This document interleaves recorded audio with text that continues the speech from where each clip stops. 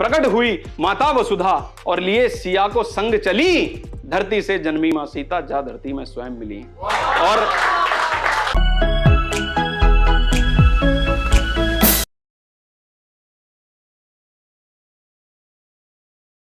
नमस्कार सभी को, मेरा नाम राहुल शर्मा अक्षत है और अधिकतर जो मेरी कविताएं हैं वो रामायण महाभारत इन्हीं पात्रों पर होती हैं, इन्हीं के प्रसंग से ली हुई कविताएं होती हैं। तो आज भी मैं वही सुनाऊंगा। छंद है कि बुद्ध से ही युद्ध हो या नीतियां विरुद्ध हो, बुद्ध से ही युद्ध हो या नीतियां विरुद्ध हो तो शुद्ध ही प्रबुद्धता के इत्र से हो जाते हैं। कि बुद्ध से ही युद्ध हो या नीतियां विरुद्ध हो तो शुद्ध ही प्रबुद्धता के इत्र से हो जाते हैं। करते हैं नाश पापियों का एक और एक पाहन पवित्र से हो जाते हैं। भीम से पाषाण तैरते हैं नाम मात्र से ही, श्रेष्ठताओं के ये मानचित्र से हो जाते हैं। और श्रेष्ठताओं के ये मानचित्र से हो जाते हैं। और धर्म के निमित्त चित्त क्या विचित्र चित्र है कि राम विश्वामित्र के भी मित्र से हो जाते हैं। कि धर्म के निमित्त चित्त क्या विचित्र चित्र है कि राम विश्वामित्र के भी मित्र से हो जाते हैं। और अब मैं कविता, चूंकि वो बहुत नई है और कभी प्लेटफॉर्म पे सुनाई भी नहीं, तो मैं देख के उसको पढ़ूंगा। एक कविता है, एक रामायण का एक प्रसंग सभी ने देखा होगा, जब सीता माता धरती में समा जाती हैं अंतिम बारी, जब वो राजसभा में जाती हैं श्री राम के सामने, वो एक प्रसंग है। और वहां से कविता है जब तक वो धरती में समा जाती हैं। और इस कविता में मैंने लगभग सभी भावों को मिश्रित करने की कोशिश की है। इसमें थोड़ा बहुत श्रृंगार भी है, थोड़ी बहुत विरह भी है, ओज भी है, क्रोध भी है, विरह भी है, सब कुछ मतलब मिलाने की कोशिश की है। मैं शुरू करता हूँ। आप दृश्य देखें कि श्री राम सिंहासन पर बैठे हुए हैं और उनको समाचार मिला कि माता सीता लवकुश को लेके उनके महल में आ रही हैं, और साथ में जो विश्वामित्र जी वगैरह और वो सब थे, वाल्मीकि जी। मैं सुनाता हूँ कि सन्नाटे से सजा महल टकटकी द्वार पर लगी हुई, कि सन्नाटे से सजा महल टकटकी द्वार पर लगी हुई, धीर धरे वृष्टि नयनों पर अश्रु की थी सजी हुई। स्वयं पुरुष उत्तम भी अपना हृदय थामे बैठे थे, शांत घड़ी भाव थे व्याकुल मन समझाए बैठे थे।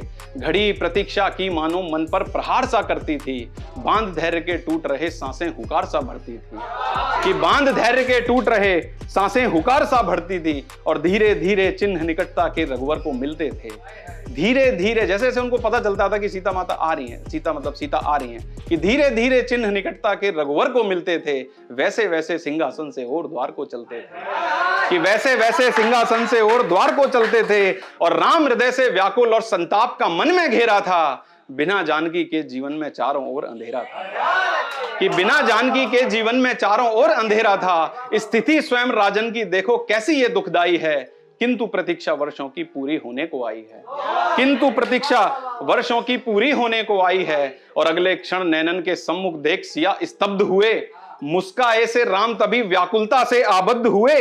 टकटकी लगाए देख रही सिया अधरों पर सकुचाहट है, और सिया के मन में भी व्याकुलता और घबराहट है। व्यर्थ ही था मेरा जीवन जब तुमने स्वामी त्याग दिया, व्यर्थ ही था मेरा जीवन जब तुमने स्वामी त्याग दिया, किंतु विधि ने भी फिर संयमता से मेरा साथ दिया।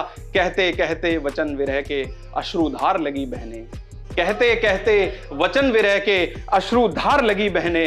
दोनों सुत आगे को कर फिर सीता सुनो लगी कहने, दोनों सुत आगे को कर फिर सीता सुनो लगी कहने। कि गुणीवान ये पुत्र तुम्हारे लो इनको संभालो अब, पिता मोह से वंचित थे स्वामी तुम इनको पालो अब। और अगले क्षण नैनन के सम्मुख, अगले क्षण उत्तेजित रघुवर दौड़े आनन फानन में। एक छोटा सा चित्र है, बस आप ये देखिएगा कि उस समय राम की स्थिति यह थी कि वो एक राजा थे और वो गद्दी पर बैठे थे, लेकिन जब पुत्र सामने आए तो उनको यह महसूस हुआ कि मैं एक पिता भी हूं। तो वो जो आपस में पिता और राजा का द्वंद्व है वो सिर्फ दो पंक्तियों में है कि गुणीवान ये पुत्र तुम्हारे लो इनको संभालो अब, पिता मोह से वंचित थे स्वामी तुम इनको पालो अब। और अगले क्षण उत्तेजित रघुवर दौड़े आनन फानन में, किंतु देख प्रजा के चेहरे प्रश्न उठे विचलित मन में। ठहरो राम धरो धीरज सिंहासन और शासन हो तुम, ठहरो राम धरो धीरज सिंहासन और शासन हो तुम। सम्मुख खड़ी प्रजा जब तक है निर्मोही राजन हो तुम।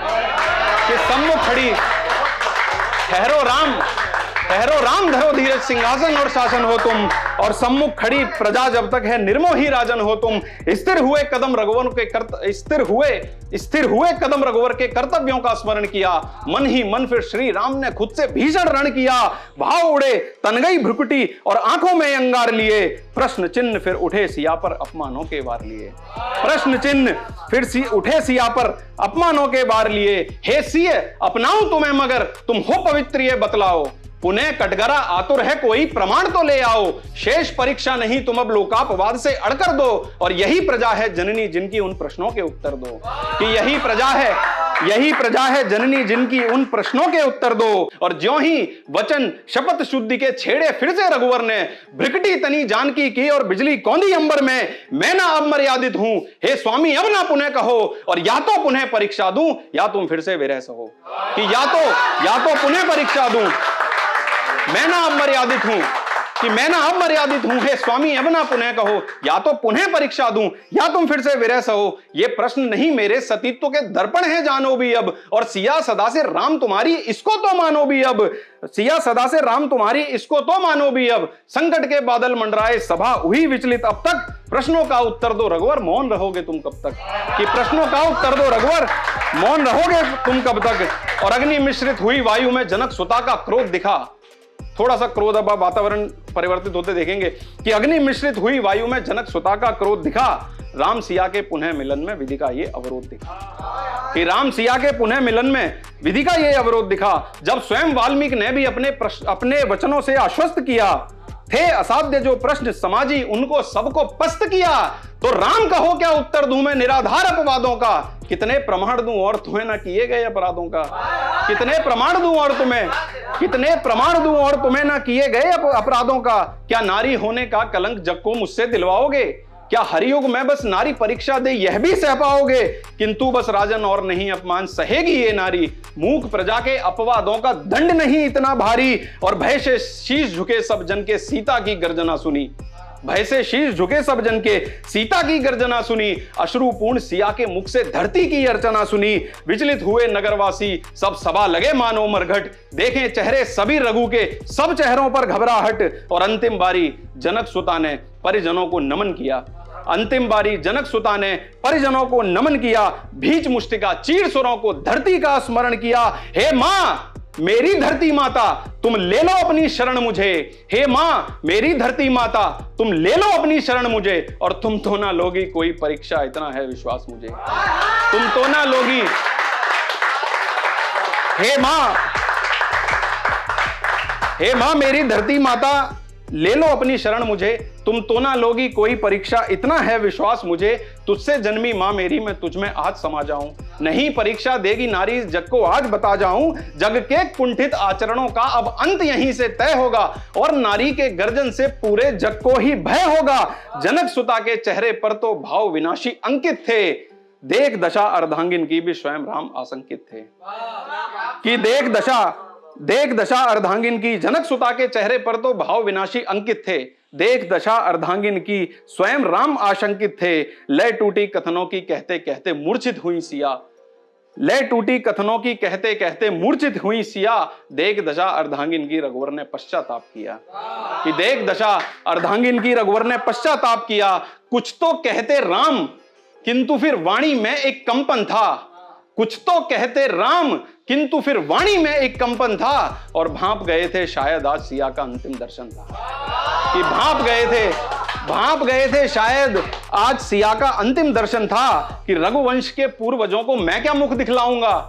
होने को है एक अनर्थ क्या इसे रोक मैं पाऊंगा। और इतने वर्षों विरह वेदना सहने के पश्चात प्रिय क्यों छोड़ चली हो तुम भी अब अपने स्वामी का साथ प्रिय। अरे सीते कह भी डालो मन में जो आए भाव कभी। सीते कह भी डालो मन में जो आए भाव कभी।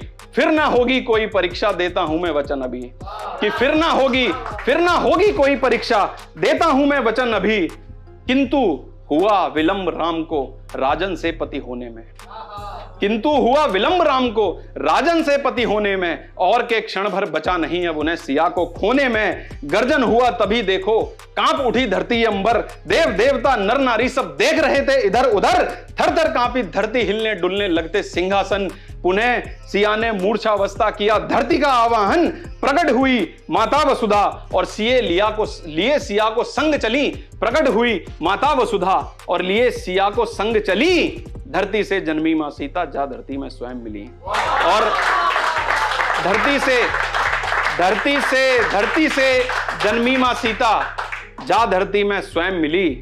राम भले थे भगवन किंतु विधि को टोक नहीं पाए। राम भले थे भगवन किंतु विधि को टोक नहीं पाए। जाते देख रहे सिया को लेकिन रोक नहीं पाए। जाते देख रहे सिया को लेकिन रोक नहीं पाए। अरे